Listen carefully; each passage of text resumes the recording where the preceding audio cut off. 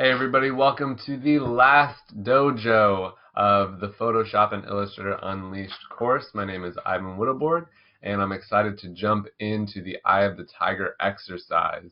So excited for all of you that have made it this far. I know some of you may be a little bit behind, and that's okay. You still have access to the course after today. So just keep on moving, keep finishing that exercise, and put in that time and the good work. First up is Jay, and Jay has a good set of complete boards here for the Eye of the Tiger exercise, and we're just going to go through frame by frame and just see what's good. So I'm just going to quickly click through all of these frames, and Jay has some awesome texture in each one of these frames, a very kind of paper-like feel to the background textures and what's overlaid on top of the imagery and all of that.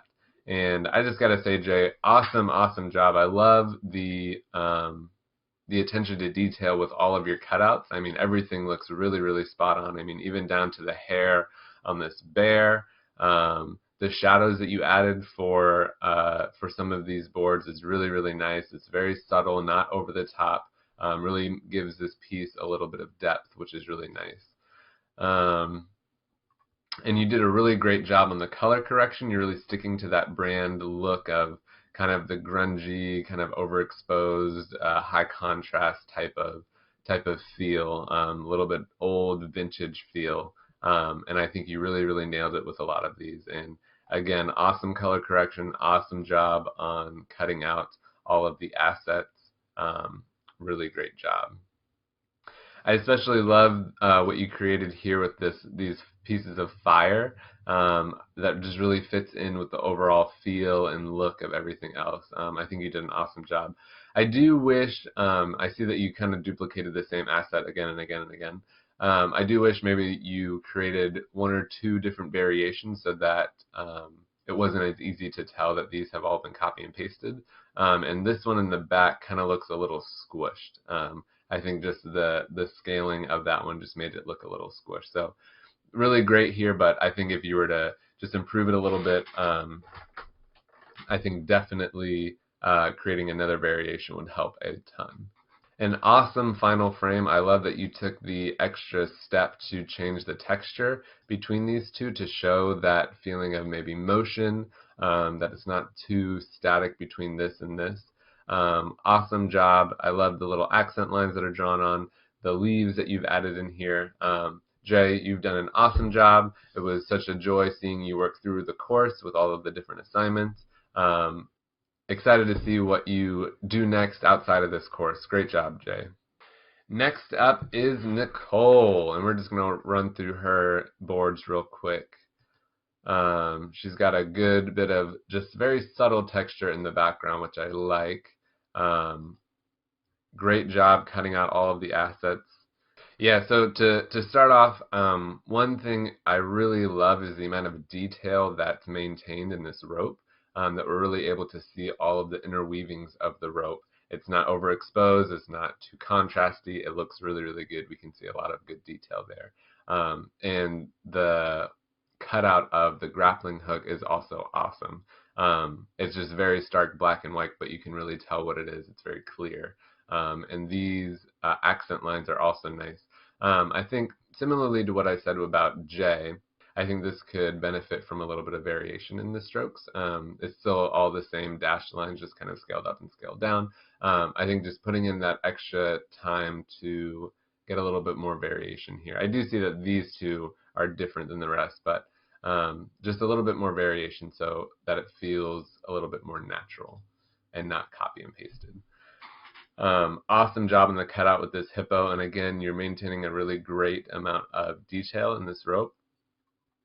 Really awesome. I do think that the color correction with this hippo versus this rope, the rope stands out a little bit too much. I think it's a little bit too crisp, so maybe adding a little bit more noise to that might help a little bit more color correction to that.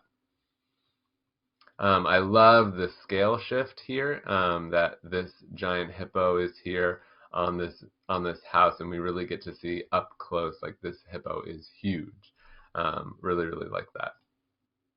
And great job cutting out all the assets here. It looks awesome.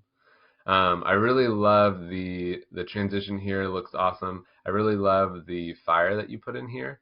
I think one thing I wish is that we could see this fire behind some of these objects. So I see it's all kind of like in the foreground. And I think it would help sell the depth if it was behind, maybe peeking through the behind the ladder or something like that.